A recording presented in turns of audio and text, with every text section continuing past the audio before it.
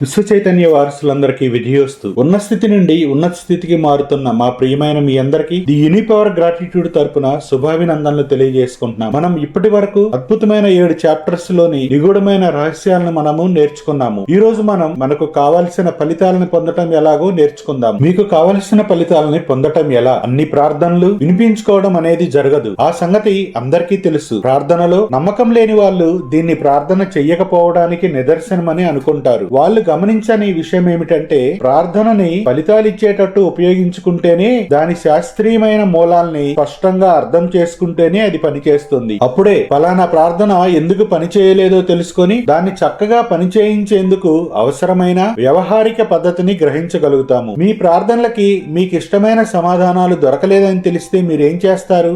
అప్పుడెలా? అటువంటి ఓటమికి ప్రధాన కారణాలని మీరు అర్థం చేసుకోవాలి. అవి ఏమిటంటే ఆత్మవిశ్వాసం కొరవడటం, మరీ ఎక్కువ శ్రమ, చాలా మంది తమ సబ్ కాన్షియస్ పనిచేసే తీరుపై పూర్తిగా అర్థం చేసుకోకపోవటం వల్ల తమ ప్రార్థనలకి దొరికే సమాధానాలకి అడ్డుపడుతూ ఉంటారు. మీ మనసు ఎలా పనిచేస్తుందో మీరు తెలుసుకున్నప్పుడు మీలో కొంత ఆత్మవిశ్వాసం చోటు చేసుకుంటుంది. గుర్తుంచుకోండి, మీ సుప్త చేతన ఒక ఆలోచనని స్వీకరించినప్పుడల్లా దాన్ని వెంటనే ఆచరణలో పెడుతుంది. తనకున్న బలమైన వనరులన్నింటినీ ఆ లక్ష్యాన్ని సాధించేందుకే ఉపయోగించుకుంటుంది. మీ మనస్సు లోతుల్లోని మానసిక ఆధ్యాత్మిక నియమాలన్నింటినీ సంఘటితపరుస్తుంది.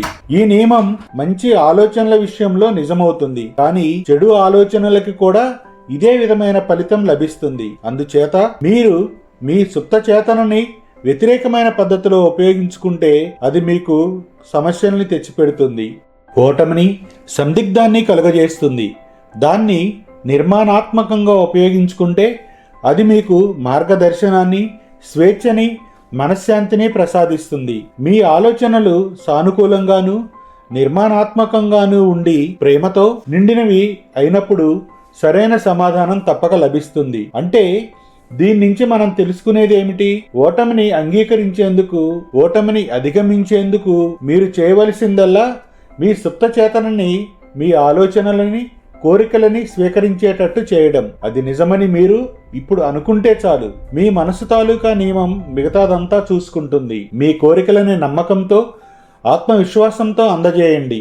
మీ సుప్త చేతన వాటిని అందుకొని మీకు సమాధానం చెబుతుంది. మీ సుప్త చేతనని ఎప్పుడైనా మీకోసం ఏమైనా చేయమని బలవంతం చేస్తే మీరు ఫలితాన్ని సాధించలేరు. మీరు కోరుకున్న ఫలితాలు దగ్గరవడానికి బదులు దూరం అయిపోతాయి. మానసికంగా ఒత్తిడి చేస్తే మీ సుప్త చేతన స్పందించదు. మీ నమ్మకానికి, మీ చైతన్యం తెలిపే ఆమోదానికి మాత్రమే అది స్పందిస్తుంది. మీ ఓటమికి కారణం మనసులో ఇలాంటి మాటలు అనుకోవటం వల్ల కూడా కావచ్చు. పరిస్థితి మరీ ఘోరంగా తయారవుతుంది. నాకు ఎప్పటికీ సమాధానం దొరకదు. నాకు ఏ దారి తోచటం లేదు. చాలా నిరాశాజనకంగా ఉంది. నాకేం చెయ్యాలో తోచటం లేదు. నాకంతా అయోమయంగా ఉంది. ఇటువంటి మాటల్ని ఉపయోగిస్తున్నప్పుడు మీకు మీ సుప్త చేతన నుండి ఎటువంటి సమాధానము, సహకారము లభించదు. కదం తొక్కే ఒక సైనికుడిలా మీరు ముందుకి పోరు, వెనక్కి తగ్గరు. ఇంకోలా చెప్పాలంటే మీరు ఎక్కడికి ఎప్పుడూ చేరుకోలేరు. ఒక టాక్సీలో ఎక్కి డ్రైవర్ కి రకరకాల డైరెక్షన్లు ఇచ్చారనుకోండి, అతను భయంకరమైన అయోమయంలో పడిపోతాడు. మిమ్మల్ని తన టాక్సీలో ఎక్కడికి తీసుకెళ్లాలని అన్నా అంటాడు. మీ ఆదేశాలని పాటించాలని ఒకవేళ మీరు ప్రయత్నించినా అతను ఆ పని చేయలేకపోతాడనే అనాలి. చివరికి మీరెక్కడ తేల్తారో చెప్పడం పెద్ద కష్టమేమీ కాదు. మీ సుప్త చేతనకున్న బ్రహ్మాండమైన శక్తుల్ని ఉపయోగించుకునేటప్పుడు కూడా ఇదే జరుగుతుంది. మీ మనసులో స్పష్టమైన ఆలోచనలు ఉండాలి. దీని నుంచి బయటపడేందుకు మార్గం ఉందని మీరు ఖచ్చితంగా తెలుసుకోవాలి. ఉదాహరణకి, అనారోగ్యంతో బాధపడుతున్నప్పుడు ఆ పీడించే సమస్యకి పరిష్కారం కోసం మీ సుప్త చేతనలో అనంతమైన జ్ఞానానికి మాత్రమే సమాధానం తెలుసు. చేతనావస్థలో ఉన్నప్పుడు మీరు స్పష్టమైన అభిప్రాయానికి చేరుకున్నప్పుడు ఇక మీరు నిర్ణయం చేసుకున్నట్లే. ఇక మీ నమ్మకాన్ని బట్టి ఆ పని జరిగి తీరుతుంది. నెమ్మది మీద పనులు నెరవేరుతాయి. చలి విపరీతంగా పెరిగిపోవటం వల్ల తన ఇంట్లోని ఫర్నిచర్ పాడైందని ఒక ఇంటి యజమాని దాన్ని బాగు చేయమని మనిషిని రమ్మన్నాడు. అతను వెంటనే వచ్చాడు. అరగంటలో ఫర్నేస్ పనిచేయడం ప్రారంభించింది. ఆ తర్వాత మరమ్మతు చేసిన వ్యక్తి ఆ ఇంటి యజమానికి $200 బిల్లు అందించాడు. ఏమిటి అన్నాడు యజమాని మండిపడుతూ. నువ్వు ఎంతసేపు పని చేశావని? నీవు చేసిందల్లా ఒక చిన్న పార్టును మార్చడమేగా. $5 కన్నా ఎక్కువ ఖరీదు చెయ్యని పనికి $200 అన్నాడు. మరమ్మత్తు చేసిన వ్యక్తి భుజాలు ఎగరేస్తూ, విరిగిపోయిన పార్ట్కి నేను $2 తీసుకున్నాను, నేను దానికి చెల్లించిన ధర అది అన్నాడు. యజమాని ఆ బిల్లుని అతని మొహాన ఆడిస్తూ, $2, ఇందులో $200 ఉంటేను అని అరిచాడు. అవును, ఆ మిగతా $198 ఫర్నేజ్ ఎందుకు పని చేయడం లేదో కనిపెట్టి దాన్ని బాగు చేసినందుకు అన్నాడు ఆ మరమ్మతు చేసిన మనిషి. మీ సుప్త చేతన ఒక నైపుణ్యం గల మెకానిక్. దానికి అన్నీ తెలుసు. మీ ఒంట్లోని ఏ అంగాన్నైనా బాగు చేయడానికి మార్గాలు దానికి తెలుసు.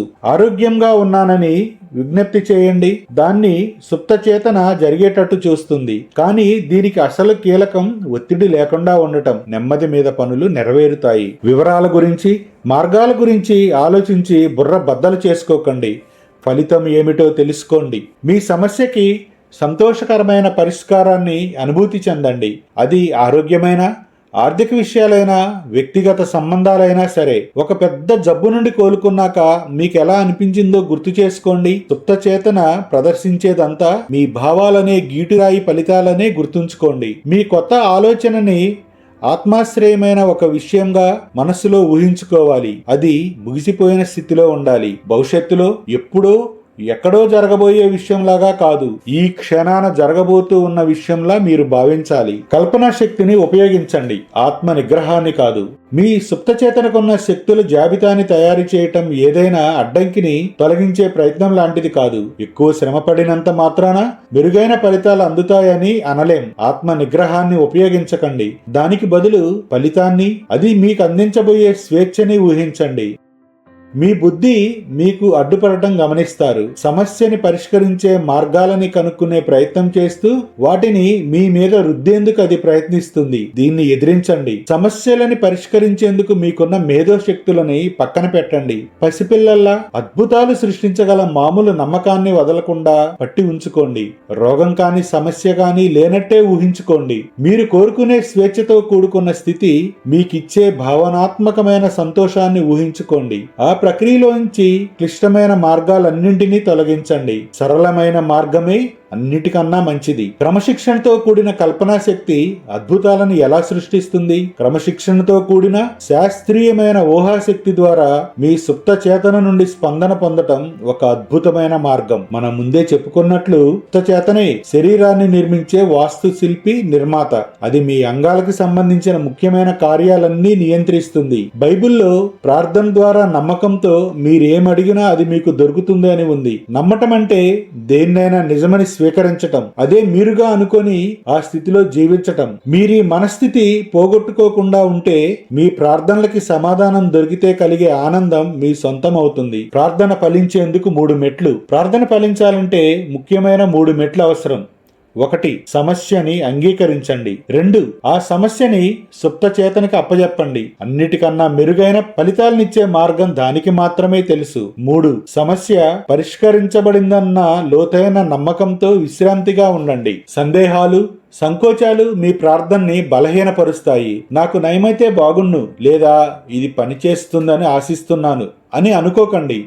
జరగవలసిన పని గురించి మీ మనసులో ఉండే భావనని బట్టే మీకు ఫలితాలు లభిస్తాయి. సామరస్యం మీది, ఆరోగ్యం మీదని తెలుసుకోండి. సుప్త చేతనకున్న అనంతమైన ఉపశమన శక్తికి వాహనంగా మారి మీరు ప్రభావాన్ని చూపించగలుగుతారు. పూర్తి నమ్మకంతో ఆరోగ్యం గురించిన ఆలోచనల్ని మీ సుప్త చేతనకి అందజేయండి. ఆ తరువాత ప్రశాంతంగా ఉండండి. మిమ్మల్ని మీరు ఆ శక్తికి అర్పించుకోండి. పరిస్థితితో ఇలా అనండి, ఇది కూడా ముగిసిపోతుంది. ప్రశాంతంగా, నమ్మకంగా కలిగి ఉన్నట్లయితే మీ సుప్త చేతనలో మీరు ఆలోచనలని పొందగలుగుతారు. ఇది ఆ ఆలోచనలో ఉండే వేగవంతమైన శక్తిని, స్పష్టమైన ఫలితాలను పొందేలా ప్రేరేపించగలుగుతుంది. మీరు ప్రార్థించే విషయానికి పూర్తిగా వ్యతిరేకమైనవి కూడా మీకు దొరకవచ్చు. ఎమిల్ బాగా ప్రసిద్ధుడైన ఫ్రెంచి మనస్తత్వవేత్త. ఆయన చేసిన ఉపన్యాసాలు అమెరికాలో ఆయనకి ఎంతో మంది అభిమానులని, శిష్యుల్ని సంపాదించి పెట్టాయి. ఆయనకు ఉన్న అవగాహనల్లో ఒకటి, మీ కోరికలు, ఊహలు ఒకదానితో ఒకటి ఘర్షణ పడ్డప్పుడు మీ ఊహలే ఎప్పుడూ తప్పకుండా గెలుస్తాయి. దీన్ని ఆయన తలకిందుల ప్రయత్నమని అన్నాడు. నేల మీదనున్న ఒక సన్నని పలక మీద మిమ్మల్ని నడవమని ఎవరైనా అడిగితే మీరు చాలా సులభంగా ఆ పని చేయగలుగుతారు. ఏమాత్రం సందేహించరు. కానీ ఆ పలక 20 అడుగుల ఎత్తున 2 గోడల మధ్య పరిచి ఉన్నట్లయితే మీరు దాని మీద నడుస్తారా? నడవగలరా? బహుశా నడవరు.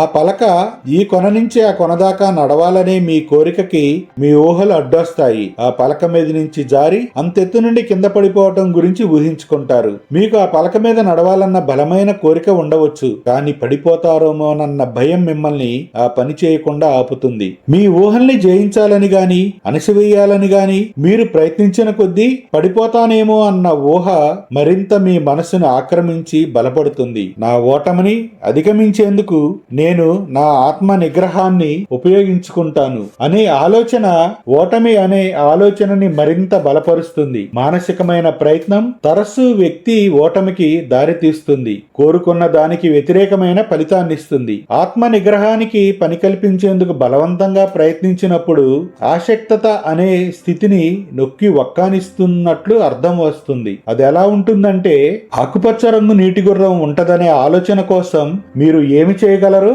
అదంతా చేసేందుకు ప్రయత్నిస్తున్నట్లు ఉంటుంది. ఆ నిర్ణయం వల్ల ఆకుపచ్చ నీటి గుర్రం మీ మనసును పూర్తిగా ఆక్రమించుకుంటుంది. ఎక్కువగా మీరు దేని గురించి అయితే ఆలోచిస్తారో దానికే మీ సుప్త చేతన కూడా స్పందిస్తుంది. గుర్తుంచుకోండి, ఎక్కువగా మీరు దేని గురించి అయితే ఆలోచిస్తారో దానికే మీ సుప్త చేతన కూడా స్పందిస్తుంది. ఆ రెండు పరస్పర విరుద్ధమైన ప్రస్తావనల్లోనూ ఏది ఎక్కువ బలమైనదో దాన్నే మీ సుప్త చేతన స్వీకరిస్తుంది. బహుశా మీరు ఇలా ఆలోచిస్తారేమో, నాకు ఉపశమనం కావాలి, నాకు అది ఎందుకు దొరకదు, నేనెంతో గట్టి ప్రయత్నమే చేస్తున్నాను, నాకు ఫలితాలు ఎందుకు దొరకటం లేదు, నేను ఇంకా గట్టిగా ప్రార్థన చేసేందుకు ప్రయత్నించాలి, నాకున్న ఆత్మ నిగ్రహాన్ని నేను పూర్తిగా ఉపయోగించుకోవాలి. మీరు ఎక్కడ పొరబడుతున్నారో గ్రహించాలి. మీరు మరి ఎక్కువ ప్రయాసపడుతున్నారు. ఆత్మ నిగ్రహం సాయంతో మీ ఆలోచనల్ని స్వీకరించమని ఎప్పుడు మీ సుప్త చేతనని బలవంత పెట్టకండి. అటువంటి ప్రయత్నాలు ఓటమినే చవిచూస్తాయి. మరీ తరచుగా మీరు ప్రార్థించిన దానికి పూర్తి వ్యతిరేకమైన ఫలితాలు లభిస్తూ ఉంటాయి. ప్రయాస లేని మార్గమే మెరుగైనది. ఇలాంటిది మీకు ఎప్పుడైనా జరిగిందా?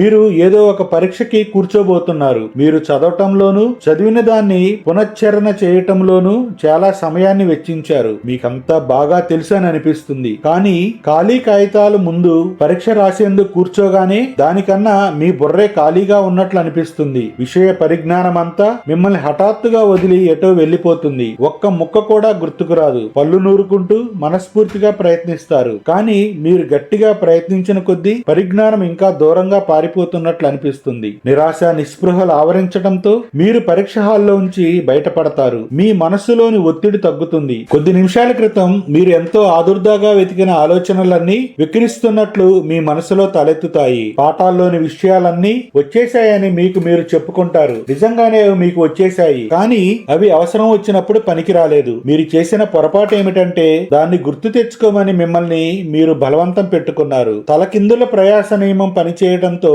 అది మీకు మంచి ఫలితాలనివ్వకుండా ఓటమిని కలుగజేసింది. మీరు కోరుకున్న దానికి ప్రార్థించిన దానికి విరుద్ధమైన ఫలితం మీకు దక్కింది. కోరికకి ఊహకి మధ్య ఉన్న సంఘర్షణని పరిష్కరించాలి. మానసిక బలాన్ని లేక ఆత్మ నిగ్రహాన్ని ఉపయోగించడం అంటే వాటి రెండింటి మధ్య వైరుధ్యం ఉందని ముందే అనుకోవటం. కానీ అలా వైరుధ్యం ఉందని ఊహించుకోవడమే వైరుధ్యాన్ని సృష్టిస్తుంది. మీరు కోరుకున్న దాన్ని పొందే దారిలో ఉండే అడ్డంకుల మీద మీ దృష్టి కేంద్రీకృతమై ఉంటే ఇక కోరుకున్న దాన్ని పొందే మార్గం మీద మీరు ధ్యాస పెట్టడం లేదనే కదా అర్థం. బైబిల్లో ఇలా ఉంటుంది, మీలో ఏ ఇద్దరైనా కలిసికట్టుగా ఈ లోకంలో ఏ విషయం అంగీకరించి అడిగితే స్వర్గములో ఉండే తండ్రి వాటిని అందిస్తాడు. వాళ్ళిద్దరూ ఎవరు? ఒకే విషయం గురించి, కోరిక గురించి, ఊహ గురించి మీ సబ్ కాన్షియస్ కి చేతనకి మధ్య ఉండే సమైక్యతని అంగీకారాన్ని తెలిపేదే వాళ్ళిద్దరు. మీ మనస్సులోని వేర్వేరు భాగాల మధ్య భేదాభిప్రాయం అనేది లేనప్పుడు మీ ప్రార్థనకి సమాధానం దొరుకుతుంది. ఇలా ఒకే మాట మీద ఉండే మీరు మీ కోరిక కూడా కావచ్చు, మీ ఆలోచన భావాలు కావచ్చు, యోచనలు భావోద్రేకాలు కావచ్చు, మీ కోరిక ఊహ కూడా కావచ్చు. కోరికలకి ఊహకి మధ్యన ఉండే సంఘర్షణ నివారించేందుకు మీ ప్రయాసని అతి తక్కువ స్థాయికి తీసుకువచ్చి మగతగా నిద్రలాంటి స్థితికి మీరు చేరుకోవచ్చు. నిద్రావస్థలో చైతన్యంగా ఉండే మనస్సు చాలా మటుకు అణిగిమణిగి ఉంటుంది. మీ సుప్త చేతనలో ఆలోచనలు పొందడానికి అన్నిటికంటే మంచి సమయం సరిగ్గా నిద్రపోయే ముందు. కారణం ఆ సమయంలోనే, అంటే నిద్రకి ముందు లేదా నిద్ర లేచిన వెంటనే సబ్ కాన్షియస్ శక్తివంతంగా ఉంటుంది. ఉంటుంది. ఈ స్థితిలో మీ కోరికల్ని బలహీనపరిచే వ్యతిరేకతతో కూడిన ఆలోచనలు, ఊహలు ఉండవు. మీ సుప్త చేతన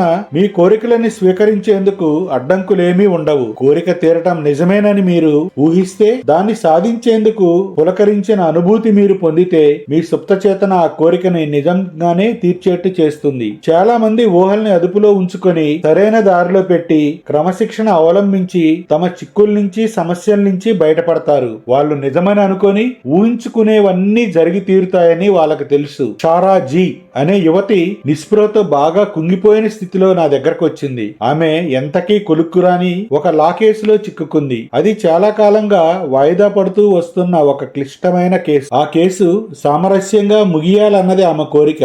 కానీ ఆమె ఊహలు మాత్రం ఓటమి, నష్టం, దివాలా తీయటం, పేదరికం చుట్టూనే తిరుగుతున్నాయి. చివరికి ఆమెకు దక్కిన ఫలితాన్ని అయితే ముందే ఊహించి ఉండేవాడు. ఆమె ఊహలు ఆమె కోరిక కన్నా బలంగా ఉండటం వల్ల ఆ కేసు అలా కొనసాగుతూనే ఉండిపోయేది. నా సలహాతో చాలా మగతగా నిద్రలాంటి స్థితిలోకి జారుకుంది. ప్రతి రాత్రి పడుకోబోయే ముందు ఆమె అలా చేస్తూ వచ్చింది. ఆ తర్వాత ఆ స్థితిలో తన సమస్యకి అన్నింటికన్నా మంచి పరిష్కారాన్ని ఊహించుకోసాగింది. ఆ పరిష్కారాన్ని వీలైనంత చక్కగా అనుభూతి చెందేందుకు తనకు చేతనైనంత వరకు ప్రయత్నించింది. తన మనసులోని కోరికకు, చిత్రానికి పొంతన ఉండాలని ఆమె తెలుసుకుంది. ఆమె మగతలోకి జారుకుంటూ ఆ కేసు పూర్తయిన సందర్భంలో తాను తన లాయర్ని కలుసుకున్నట్లు ఊహించుకుంది. తీర్పు ఏమని ఇచ్చారన్న ఆ లాయర్ని తను అడగటం, అతను అన్ని వివరాలు చెప్పటం, ఆ స్థితిలో ఆమె ఉన్నది. ఈ కేసుని కోర్టు బయటే తేల్చడం జరిగింది. ఇది చాలా సామరస్యంతో కూడిన తీర్పు అని అతను చెప్పడం మళ్లీ విన్నది. పగటిపూట భయం కొలిపే ఆలోచనలు తమ మనసులోనికి వచ్చినప్పుడు చారా తన మానసికమైన వీడియో టేప్ ని వేసుకొని లాయర్ ని కలుసుకోవటం, అతన్ని మాటలు, హావభావాలు ఊహించుకునేది. లాయర్ చిరునవ్వుని, హావభావాలని, గొంతుని, అతను వాడిన మాటల్ని స్పష్టంగా ఊహించుకుంది. ఆమె ఈ పని చాలా తరచుగా నిజాయితీగా చేయటం వల్ల భయాలు మనస్సులోకి వచ్చే ప్రయత్నం చేస్తున్నాయని ఆమె తెలుసుకునే లోపే వాటిని బయటకు పంపే ప్రతిక్రియ జరిగిపోయింది. కొన్ని వారాలు ముగిసేసరికి ఒకరోజు ఆమె లాయర్ ఆమెకి ఫోన్ చేశాడు. ఆమె నిజమని ఊహిస్తూ భావిస్తూ వచ్చిన వాటిని అతను నిర్ధారణ చేశాడు. కేసు ముగిసింది. తీర్పు ఆమె కోరుకున్నట్టే సామరస్యంగా ముగిసిందని తెలుసుకుంది.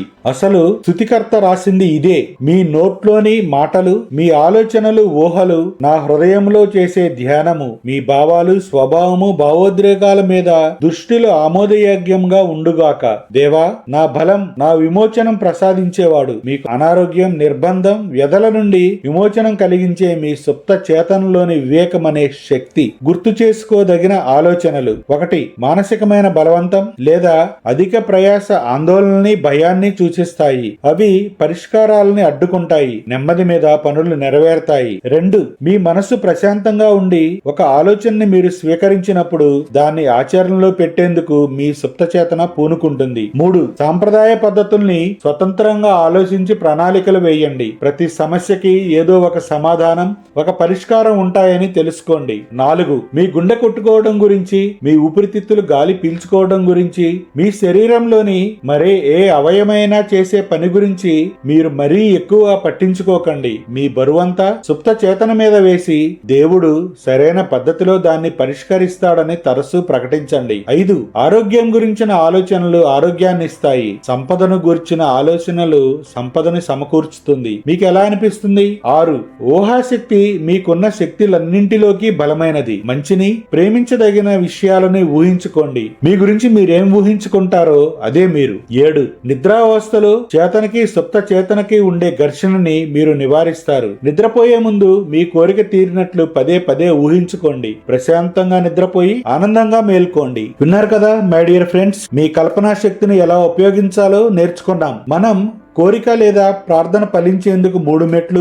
మీ మనసుని ప్రశాంతంగా ఉంచి ఒక ఆలోచనని మీరు స్వీకరించినప్పుడు దాన్ని ఆచరణలో పెట్టేందుకు మీ సుప్త చేతన పూనుకుంటుంది. నిద్రపోయే ముందు మీ కోరిక తీరినట్లు పదే ఊహించుకోండి. ప్రశాంతంగా నిద్రపోయి ఆనందంగా మేల్కోండి. విన్నారు కదా మై డియర్ విజేతల్స్. మన నెక్స్ట్ వీడియోలో ధన సంపాదన కోసం how to use the power of your sub conscious mind గురించి నేర్చుకుందాం. ఈ చాప్టర్ 9 లో మనము ఈ 14 విషయాలు ధనం అనేది మనసుకు సంబంధించి కనిపించనిది, మీకు కనిపించని ఆసరా. సంపద అనే చేతన వికసింపజేసుకోవడానికి ఒక విలక్షణమైన పద్ధతి. మీరు సంపదను గురించి మీరు చేసిన సంకల్పం ఎందుకు అపజయం పాలైంది? మానసిక సంఘర్షణ నుంచి తప్పించుకోవడం ఎలా? ఖాళీ చెక్కుల మీద సంతకం పెట్టవద్దు. మీ సుప్త చేతన మీకు చక్రవడ్డీని ఇస్తుంది. ఎందుకు ఏమీ జరగలేదు? సంపదకు నిజమైన మూలం అతి కష్టం మీద రోజులు వెళ్లదీయడానికి అసలైన కారణం ఏమిటి? డబ్బు సంపాదించడంలో ఒక సాధారణమైన అడ్డంకి సంపదకున్న గొప్ప మానసిక అవరోధాన్ని తుడిచిపెట్టడం. నిద్రపోండి, లక్షాధికారి కండి, మీ మనసుకున్న శక్తులతో లాభం పొందండి అనే విషయాలు మనం నేర్చుకోబోతున్నాము. సంపదకు మూలం మీ మనసులోని ఆలోచనలలో ఉంది. మీరు చేసే ఒక ఆలోచన కొన్ని లక్షల డాలర్ల ఖరీదు చేయవచ్చు. మీరు వెతుకుతున్న ఆలోచనలను మీ సబ్ కాన్షియస్ మనస్సు మీకు ఇవ్వవచ్చు. శ్రద్ధాశక్తులతో విని, నేర్చుకొని, పాటించి రూపాంతరం చెందుతున్న మీ అందరికీ ది యూనిక్ పవర్ గ్రాటిట్యూడ్ తరపున హృదయపూర్వక ధన్యవాదములు తెలుపుకుంటున్నాము. మన ఛానల్ ని సబ్స్క్రైబ్ చేసుకొని, షేర్ చేస్తూ, ఫాలో చేస్తూ, లైక్ చేస్తున్న మీ అందరికీ హృదయపూర్వక కృతజ్ఞతలు. మా ప్రియమైన మీ అందరికీ విజయోస్తు, విజయీ భవ, మనోవాంశ ఫల సిద్ధిరస్తు.